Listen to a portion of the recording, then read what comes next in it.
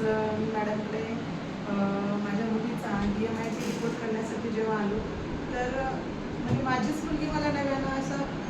कळाल्यासारखी की जे तिच्यातले जे काही गुण होते ते गुण आम्हाला आत्तापर्यंत लक्षात नव्हते आले, पण आता जेव्हा या रिपोर्टवरनं जे काउन्सिलिंग झाली त्याच्यावरनं की तिचं मॅथ्स चांगलं आहे, तिचं स्पोर्ट्स चांगलं आहे, तर यातून जे आहे की तिच्या ज्या स्किल्स आहेत त्या स्किल्स आता आम्हाला डेव्हलप करायला मदत झाली. आणि जे आम्हाला माहीत नव्हतं की अरे ती मॅथ्स इतकं चांगलं करू शकते किंवा तिला तिचा